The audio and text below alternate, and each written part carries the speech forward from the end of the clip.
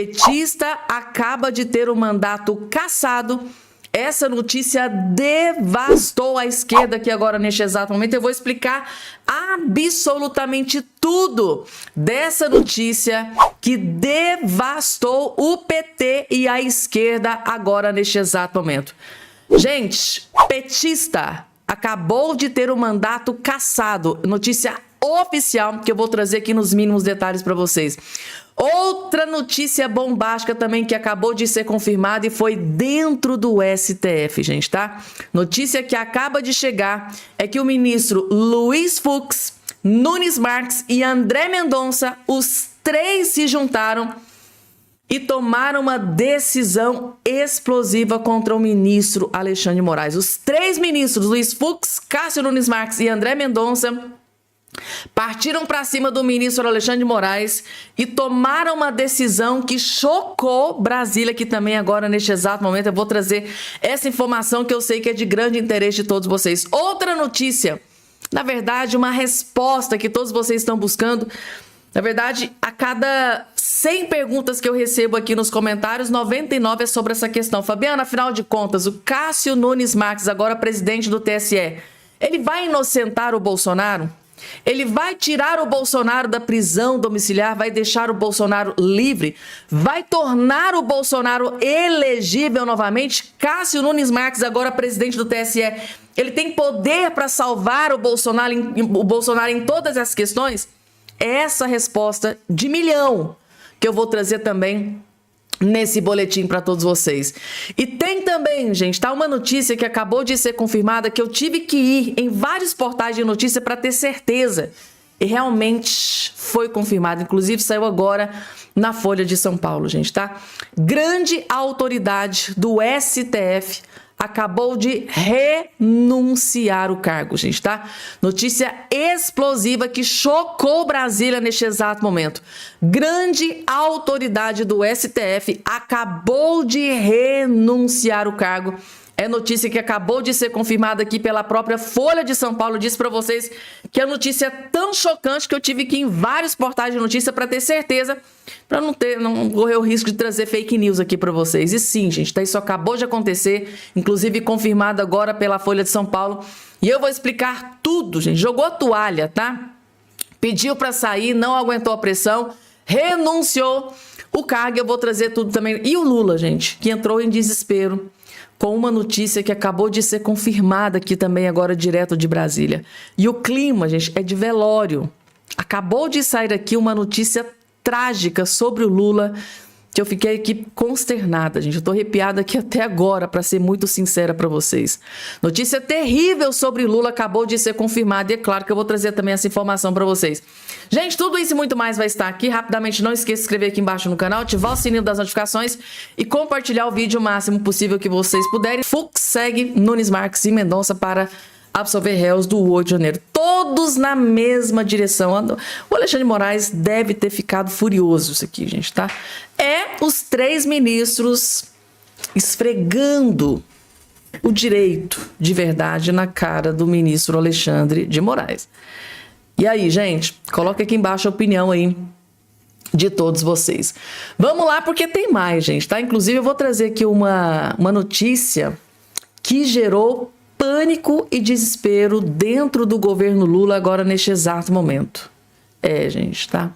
A questão pro Lula, que já estava ruim, parece que piorou drasticamente. 62% vê taxa das blusinhas como o maior erro do governo Lula. 62% do povo brasileiro vê que a taxa das blusinhas foi o maior tiro no pé do Lula. E o Lula, no 48 segundos, lá, tá chegando a eleição, tira a taxa das blusinhas. Tirou, né? Mas parece que agora é tarde demais, né? Tarde demais para Lula da Silva. O imposto sobre compras de até $50 em sites do exterior, conhecido como taxa das blusinhas, foi considerado o maior erro do presidente Lula do PT por 62% dos entrevistados. Pela pesquisa Atlas Intel, em parceria com a Bloomberg, o estudo foi divulgado em 26 de março de 2026. A Atlas Intel perguntou: você qualifica cada uma das seguintes decisões como acerto ou erros? Na ocasião, só 30% das pessoas qualificaram a decisão como acerto do governo e 8% não souberam responder. E 62% disseram que a taxa das blusinhas foi um grande erro, na verdade, o maior erro do Lula. E vocês acham que... será que esse aqui é o motivo do desespero do Lula, que ontem revogou a taxa das blusinhas, acreditando que assim ele vai reconquistar esse eleitorado novamente? É o desespero, gente, tá? É o desespero que tá tomando conta do Lula. E a gente tem informação de bastidores, gente, tá? Que o Lula ficou furioso aqui com o resultado dessa pesquisa, tá? Furioso. Ele tá jogando culpa em todo mundo. Culpa no Haddad, culpa nos aliados dele no Congresso. O homem tá furioso. Como diz o ditado, né? Uma hora a conta chega, né? Só que essa aqui chegou com juro e correção pro Lula. A gente disse, a gente tinha alertado, vai custar caro pro Lula essa taxa das blusinhas. Por enquanto vai ficar tudo bem, vai arrecadar muito dinheiro, 9 bilhões, né? Quase 9 bilhões foi o que o Lula arrecadou. Né? Louco para arrecadar dinheiro, enfiou esse imposto no lombo do povo brasileiro. O povo pagou muito imposto, quase 10 bilhões, mas a conta chegou para o Lula. Chegou com juros e correções. 62% é muita gente, tá? Que tá fulminando, né, o Lula por causa dessa taxa das blusinhas. Vamos continuando aqui com as informações. Agora chegou a vez dele, do nosso possível futuro presidente do Congresso Nacional, o Rogério Marinho, gente, tá? Que partiu para cima do ministro Alexandre de Moraes, sem dó e nem piedade. Vejam só. A decisão do Alexandre de Moraes, na minha opinião, é inconstitucional, mais uma vez, ou uma jurisprudência de conveniência, como tem acontecido. Se relativiza a Constituição. Ele poderia, como relator, já que foi sorteado, declarar inconstitucional a lei e ele submeter-se ao pleno para saber se os outros concordariam com a sua tese da inconstitucionalidade. Ele não fez isso. Ele sobrestou a aplicação da lei, pediu que a AGU e a Procuradoria-Geral da República, bem como o Senado, a Câmara, se pronunciassem para que ele tivesse elementos para tomar uma posição como juiz relator. E isso me parece absolutamente irregular. Eu não vejo como ele poderia ter feito o que fez. Mas, tratando-se de Alexandre de Moraes, a gente não precisa estar surpreendido. A posição do ministro Alexandre de Moraes é mais uma arbitrariedade. Isso vai ser corrigido se tivermos uma mudança no poder que precisa fazer esse contraponto. Nós temos que modificar a composição do Senado da República. Eu espero que a população brasileira entenda a necessidade de votarmos em candidatos, em representantes que de fato cumpram o seu dever, cumpram a Constituição, exerçam de fato na plenitude o seu mandato de senador da República e a gente possa reequilibrar a relação entre os poderes. Nós vamos fazer novamente a nossa parte. Vamos buscar assinaturas dentro do Senado, vamos representar junto ao Ministério Público Federal, vamos levar isso para a mesa diretora, mas a discricionalidade é do presidente. A gente tem que mudar a composição do Senado e eleger um novo presidente do Senado.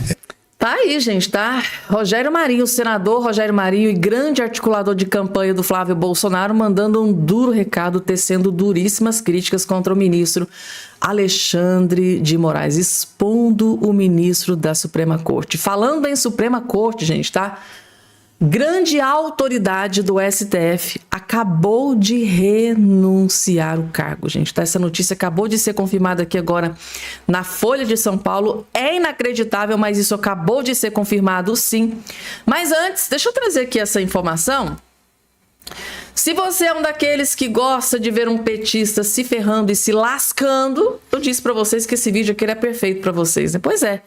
Conselho de Ética da Assembleia Legislativa do Paraná aprova cassação de Renato Freitas, gente, tá? Parlamentar petista do PT acabou de ser cassado, gente, tá? Esse que está aqui, ó, aquele da confusão lá, deu uma briguinha. Vocês lembram desse vídeo aqui, gente, que rodou amplamente aí nas redes sociais? Como é um vídeo aqui de agressão, não posso continuar deixando ele aqui para vocês rodando, mas vocês já viram de quem se trata, né? Tá aqui, ó, o Conselho de Ética e Decoro Parlamentar da Assembleia Legislativa do Paraná aprovou ontem o parecer favorável à cassação do mandato do deputado estadual Renato Freitas do PT, gente, tá?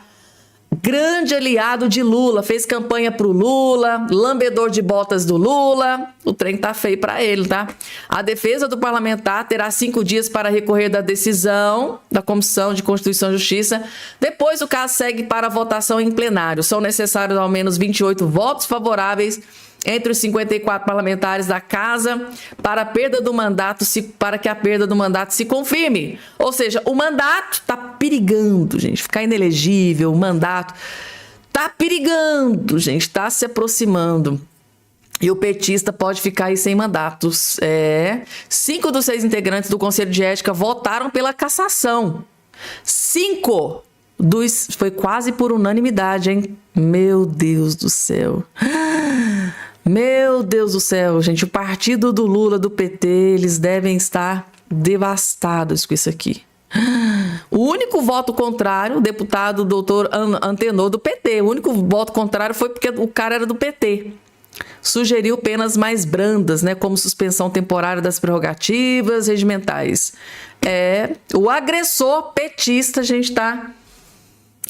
o Conselho de Ética da Assembleia aprovou a cassação do mandato do parlamentar petista agressor. Momento da agressão, inclusive, saiu amplamente na imprensa. Vocês já devem ter visto muito esse vídeo circulando aí na imprensa. Notícia oficial divulgada aqui há poucos instantes. Deixa eu trazer aqui um vídeo que explodiu nas redes sociais que vai dar tempo. É esse aqui, gente, tá? Juliano Casarré desmonta discurso de esquerdista dentro da Globo, gente, tá?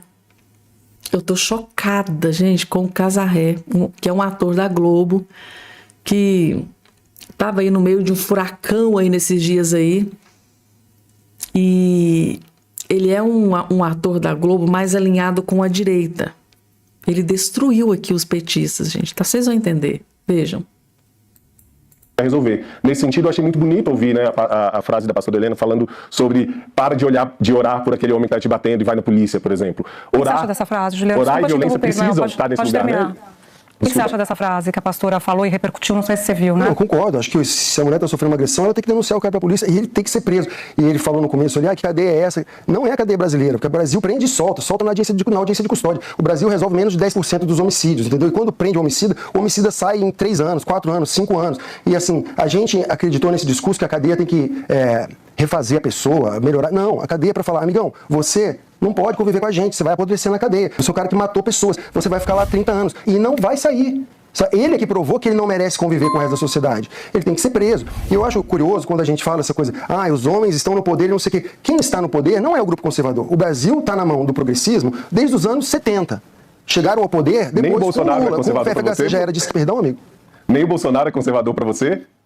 Não, sim, mas foram 4 anos. Ele é o conservador e ele é o Bolsonaro também. Não, só para entender, porque desde a década de 70 achei estranho. Assim, depois de 8 anos de FHC, 8 anos de Lula, um governo e meio da Dilma e agora mais 4 anos de Lula. Então, assim, e não é só a presidência, o progressismo está nas universidades, o progressismo está nas escolas, o progressismo está na cultura, o progressismo está na mídia. Então, assim, é muito engraçado que vocês, progressistas, acusam os conservadores e em nenhum momento vocês falam, peraí, será que a gente fez alguma coisa que contribuiu pra gente ter tanto homem sem um rumo na vida, viciado em futebol, tigrinho, vivendo de auxílio, sem querer trabalhar, sem querer se lançar no mundo, sem um propósito maior, sem querer construir uma família? Eu acho que vocês também têm que fazer esse tipo de reflexão.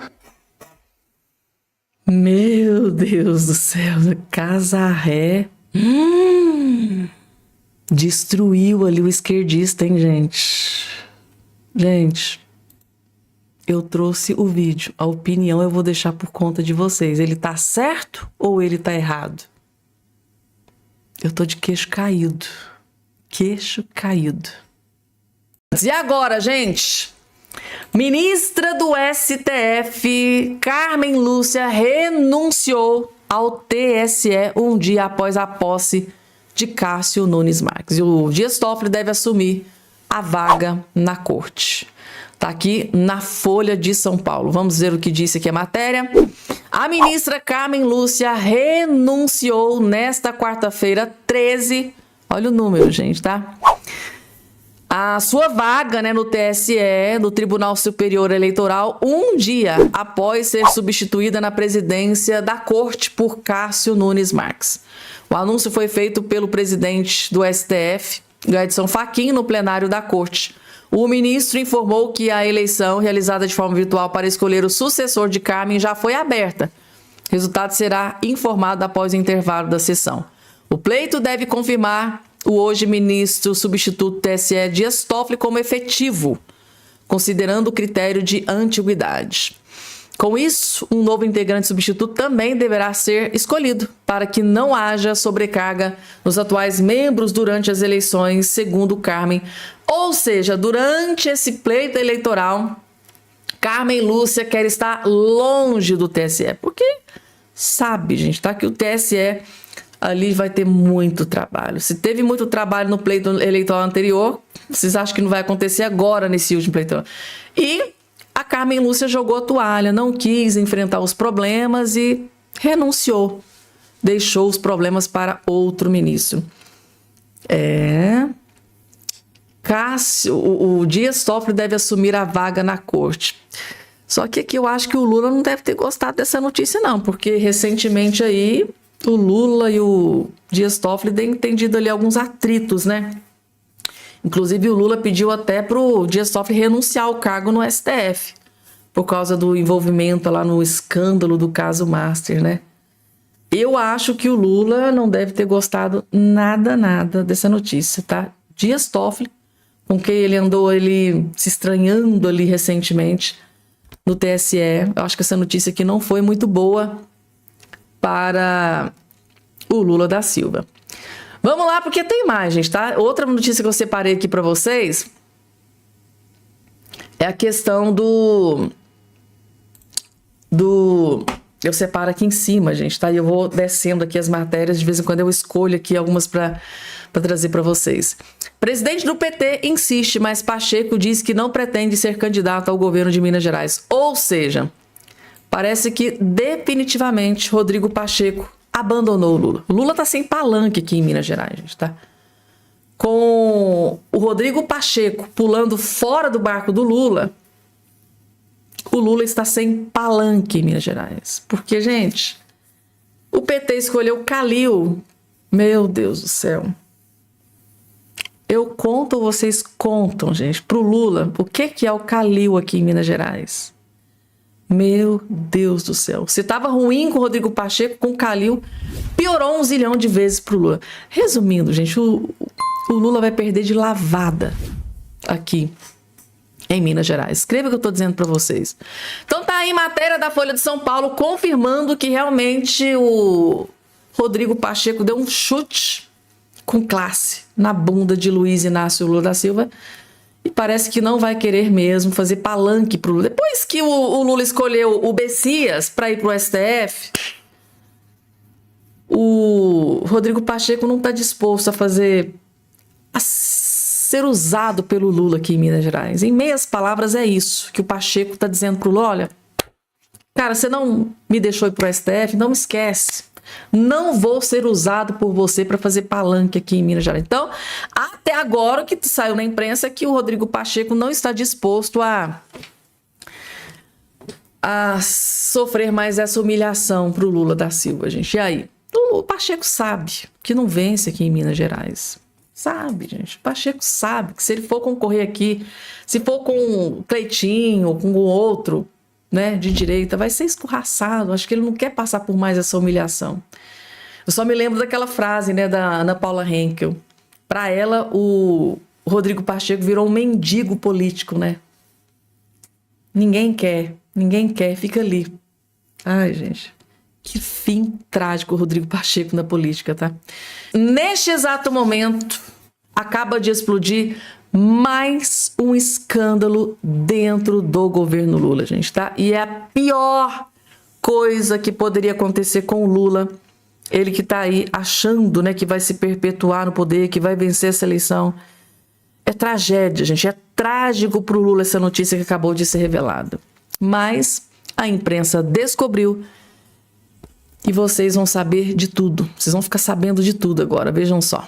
escândalo de possível conflito de interesse envolvendo Master, o presidente do IBGE. Um escândalo de possível conflito de interesse envolvendo Master, o presidente do IBGE, Márcio Pokmann, e Lula tá passando batido. Em abril de 2024, Pokmann assumiu um cargo no Conselho de Administração da Bion, farmacêutica que tinha como principal sócio o Banco Master de Daniel Vorcaro, com mais de 25% das ações. Ele entrou no conselho com remuneração e poder de voto e só saiu no mês passado, logo após o fundo Cartago, que carregava a fatia do Master, transferir 35 milhões de ações da Bion para o BRB. O mesmo fundo Cartago foi gerido pela WTN e depois pela Trustee, gestoras citadas nas operações Compliance Zero e Carbono Oculto, que investigam fraudes e lavagem de dinheiro. O problema? Como presidente do IBGE, Pokmann tem acesso privilegiado a dados epidemiológicos e demográficos do país inteiro, dados desejados por toda a indústria farmacêutica. A Lei 12.803 de 2013 considera conflito de interesse ocupar cargo em empresa ligada à área de competência do agente público sob pena de improbidade administrativa. Mas tem mais. A Bion foi fundada por Valfrido dos Mares Guia, ex-ministro de Lula. E no atual governo, a empresa recebeu mais de 330 milhões em aportes do BNDES e da FINEP, além de contratos superiores a 300 milhões com o Ministério da Saúde, via parceria para o desenvolvimento produtivo, ou seja, quando o governo compra parte da produção. Em abril de 2024, o próprio Lula inaugurou a planta da Bion em Nova Lima, Minas Gerais, ao lado de Nízia Trindade e Alexandre Padilha. Então, recapitulando, o presidente do IBGE senta no conselho de uma farmacêutica, tendo dados privilegiados. A empresa era parcialmente controlada por um investigado por fraudes bilionárias. Recebe centenas de milhões do BNDES, da FINEP e do Ministério da Saúde. Lula vai pessoalmente inaugurar a fábrica. E o presidente do IBGE continua no cargo. Pokmann já está no centro de outro escândalo pela sua gestão autoritária e ideológica no IBGE, com demissões e servidores alertando para risco à confiabilidade dos dados do Instituto. Também foi acusado de conflito de interesse ao tentar criar o IBGE+, para captar recursos privados e que foi barrado pelo TCU. Agora é isso? Compartilha esse vídeo. Meu Deus do céu, gente. Eu tô chocada com esse escândalo acontecendo dentro do governo Lula, a imprensa esquerdista caladinha, ninguém falando nada, todo mundo de bico calado. Gente, é só a oposição para mostrar a podridão do governo Lula para o Brasil inteiro. Porque vocês acham que uma notícia como essa aqui, que esse escândalo aqui, vocês acham que o Jornal Nacional vai passar? Você acha que esse escândalo aqui vai ganhar 5 minutos no Jornal Nacional? Você acha que esse escândalo aqui ia ganhar 20 minutos no Fantástico da Vida? Claro que não. Se esse escândalo fosse dentro de um governo Bolsonaro, era 20 minutos facinho no Fantástico. Mas como é no Lula, tá todo mundo caladinho. É impressionante como é Lula, a imprensa desaparece. É incrível, gente, tá? Se não fosse a oposição, se não fossem pessoas como a Marina Helena, o brasileiro jamais iria ficar sabendo aqui deste escândalo. Escreva o que eu tô dizendo para vocês, gente. A oposição deveria focar mais nisso aqui. Deveria expor mais isso aqui. Porque eu imagino o seguinte, deve ter, gente, tá? Um esgoto, uma podridão debaixo aqui desse escândalo que ainda pode ser revelado pior do que foi revelado aqui pela Marina Helena. É só o meu ponto de vista, a minha opinião. Eu acho que esse escândalo exposto aqui pela Marina Helena é muito, muito pior do que ela encontrou. Vamos lá, gente. Eu vou trazer aqui a resposta para a pergunta de milhão. A grande maioria dos bolsonaristas, dos aliados do Bolsonaro, pessoal de direita, né? A grande pergunta é, Fabiana, agora com o Nunes Marques, né? Empossado o novo presidente do TSE, ele pode inocentar o Bolsonaro? Assim como o STF inocentou lá o Lula, vocês não lembram daquilo? O Cássio Nunes Marques, ele pode salvar o Bolsonaro, tirar o Bolsonaro da prisão domiciliar, deixar ele livre, solto novamente. Pode tornar o Bolsonaro elegível novamente para ele concorrer a eleições. O Cássio Nunes Marques tem poder para tudo isso? Tem notícia boa.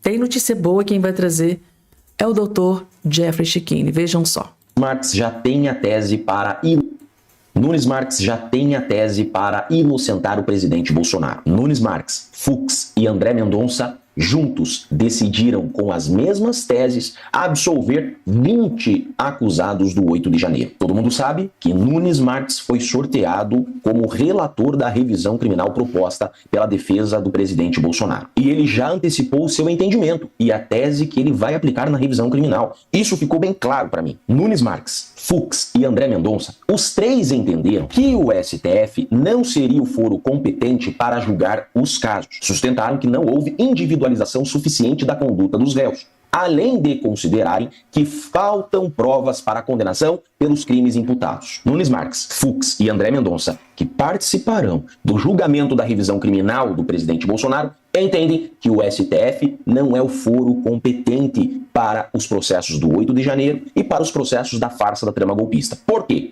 Porque os acusados não teriam foro privilegiado, aquilo que tecnicamente chamamos de prerrogativa de foro. E o presidente Bolsonaro, nesse entendimento, foi julgado no STF de forma ilegal, porque o presidente Bolsonaro, ex-presidente da República, não tinha prerrogativa de foro, não deveria estar sendo julgado no STF. Mas, segundo o Nunes Marques, esses processos deveriam ter corrido no Distrito Federal. Eu explico. Desde 2005, o entendimento no STF é que a prerrogativa de foro está na cadeira e não diz respeito à pessoa. Por exemplo, está na cadeira de presidente da República, de senador da República, tem prerrogativa de foro. É investigado, processado e julgado no STF. Não está mais na cadeira, é ex-presidente, ex-senador. Não tem a prerrogativa de foro, não leva a prerrogativa junto. Por isso que o Lula foi processado e julgado em primeiro grau. Em 2018, o STF pacificou esse entendimento para o caso do Lula. O STF disse, tá tudo certo. Lula não tem prerrogativa no STF. Lula é ex-presidente e ex-presidente em primeiro grau. O que o STF fez no caso do presidente Bolsonaro? O STF disse o seguinte, não, agora muda isso daí. E ex-presidente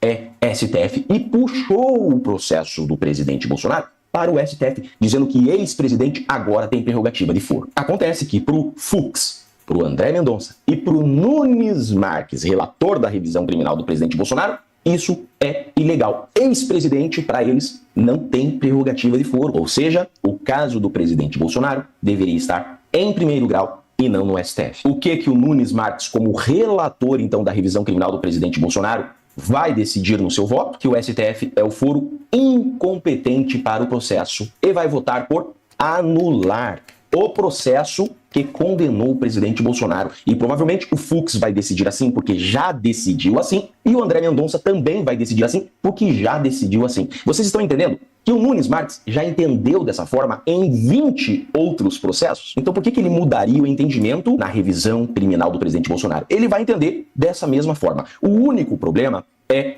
o quórum, porque o Nunes Marques, embora o relator, ele não decide sozinho. Esse é o grande problema. A revisão criminal, ela é julgada no plenário do STF. É quórum estendido. Todos votam. E no STF, nós temos 10 ministros. Então, aqui eu já mostrei para vocês que 3 deles já entenderam em outros casos, que esses processos do 8 de janeiro e da farsa da trama golpista são nulos. O problema é como os outros 7 votarão. Se embora esses 3 e o relator Nunes Marques votem por anular todo o processo do presidente Bolsonaro e acabar com essa injustiça, os outros 7 podem votar por manter a condenação. Então, não basta esses 3. Nunes Marques, Fux e André Mendonça terão que convencer mais alguns ministros para que essa revisão criminal que está com Nunes Marques anule o processo que condenou o presidente Bolsonaro. E se isso acontecer, aí vai anular todos os outros em cadeia. Agora, sabe o que o Nunes Marques poderia fazer agora? Para mostrar que ele é um juiz com J maiúsculo, ele poderia, como é relator da revisão criminal, e na revisão criminal cabe liminar, ele poderia agora dar uma liminar suspendendo os efeitos da condenação, colocando imediatamente o presidente Bolsonaro em liberdade. Isso ele poderia, como relator, fazer agora. O relator tem essa competência e pode dar uma medida liminar suspendendo os efeitos da condenação. Aí o plenário discutiria depois o mérito da revisão criminal. Então, meus amigos, isso ficou bem claro para mim, porque foi agora, recentemente, o Nunes Marques entendeu que esses processos do 8 de janeiro não deveriam estar no STF. Então, obviamente que ele, como relator, agora da revisão criminal, vai seguir esse mesmo entendimento. O que resta, então, é sabermos se ele vai ter peito para meter uma canetada agora, concedendo liminar e suspendendo os efeitos da condenação, ou se ele vai trabalhar por convencer mais ministros além do Fux e do André Mendonça para que sua tese prevaleça e a revisão criminal tenha provimento. Eu sou Jeffrey Schichini. Resumindo, ele tem poder, né, gente? O Dr. Jeffrey Schichini acabou de confirmar que sim, o Nunes Marques tem poder, através de uma liminar, para ajudar o Bolsonaro. Agora, ele vai fazer? Essa é a grande questão. Agora, o ponto aqui, gente, que mais me chamou a atenção é a junção dos 3 ministros, né? O André Mendonça, Cássio Nunes Marques e o ministro Luiz Fux peitando. Eles simplesmente estão peitando e confrontando o ministro Alexandre de Moraes, que com certeza absoluta não deve estar muito feliz aqui com essa notícia que acabou de sair aqui agora, gente, tá? Há poucos instantes